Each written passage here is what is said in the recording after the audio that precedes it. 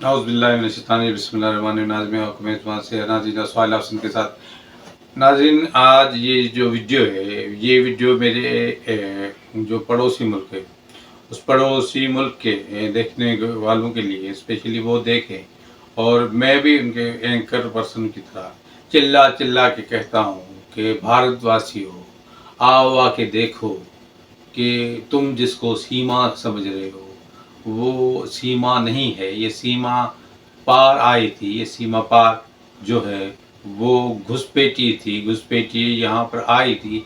और उसकी जितनी भी ड्रामाई चीज़ें बनाई जा रही है, वो अखंड भारत का सोचने वाले मोदी सरकार और दूसरे जो प्रचार करने वाले जो जग हसाई कर रहे हैं, जो चीज़ें पकड़ी गई है, जो चीज़ें सामने आ गई है, उनमें से एक बड़ी चीज़ जो आधार कार्ड जिसको आप कहते हैं, हम यहाँ पर जिसको है वो एनआईसी कहते हैं, वो आधार कार्ड उन सीमा का भारत का भी बना हुआ है। और भारत के आधार कार्ड में पहले ही संविदा लिखा हुआ है, और उसका राशन कार्ड भी बना हुआ है। इसके अलावा जो हमारे यहाँ उसका सीएनएससी शो हो रहा है, वो 2002 की उसकी पैदाश है।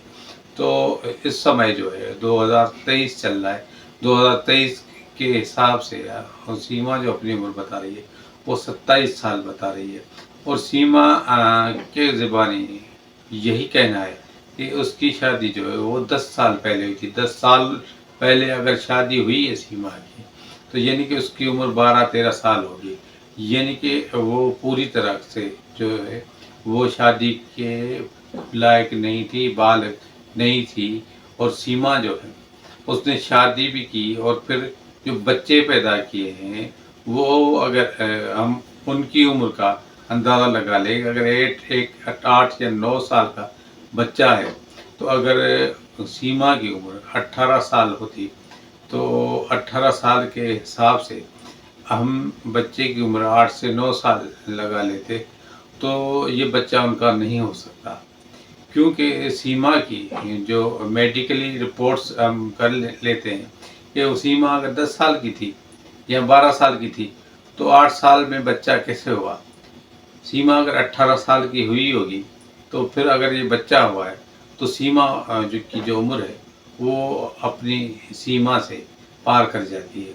तो ये जितनी भी चीज़ें चलाई जा रही है, ये एक रा की भेजी हुई एजेंट थी, और रा की भेजी हुई एजेंट ने एक षड्यंत्र रचा।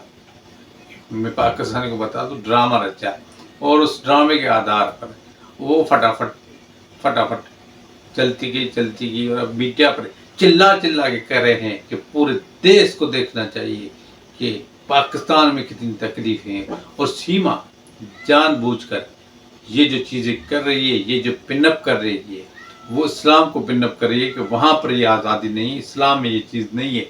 इन चीज़ों पर तो सीमा बात कर लेती है, मगर इतराती है, घबराती है, परेशान हो जाती है, इधर उधर देखती है। जब उससे पूछा जाता है 5 वक्त की नमाज जो है वो उसके जो है वो बता दे कि फजर में कितनी रकात है, फजर के बाद कौन सी नमाज होती है, ये कौन सी मुसलमान थी, ये कौन से इस्लाम में रह रही थी, जो ये नहीं बता सकती कि कितनी नमाजें, कितने वक्त हैं, कितने फ़र्ज़ होते हैं, कितनी सुन्नतें होती है।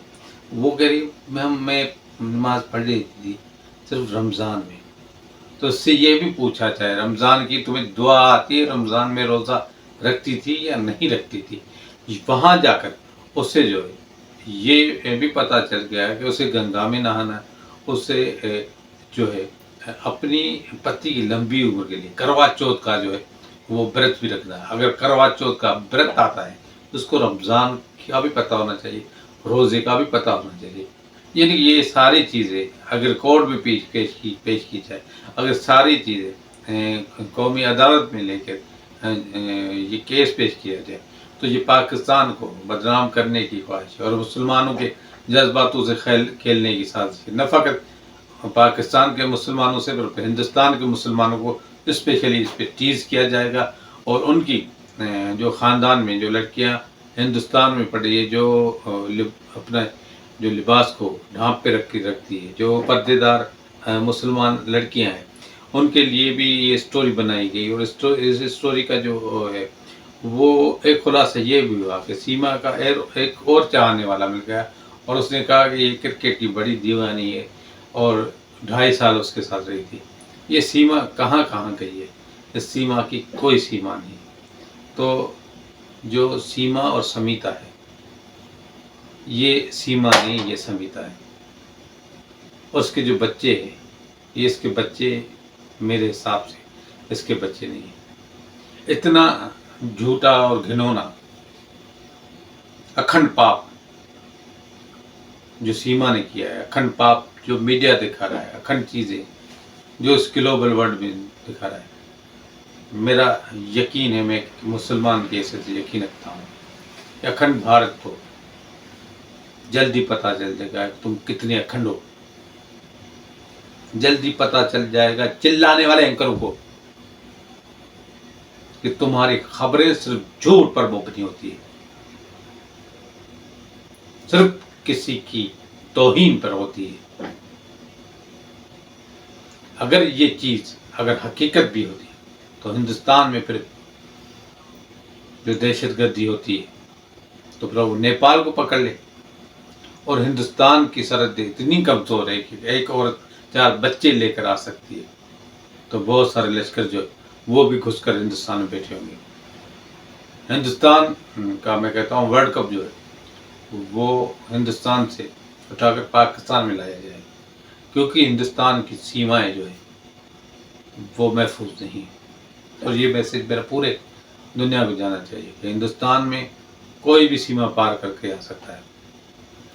पुलिस वाला जो है वो आराम से छोड़ देगा, वहाँ के एजेंसी आराम से छोड़ देगा। अगर वकील के पास कोई चला गया तो वकील पुलिस को इत्तला कर देगा। निजी मुल्क साधनों का इजाज़त, अपने और अपने आसपास का बहुत ख्याल रखिएगा। फिर मिलेंगे किसी और भी इलाके में, तब तक के लिए अल्लाह हाफ़िज़।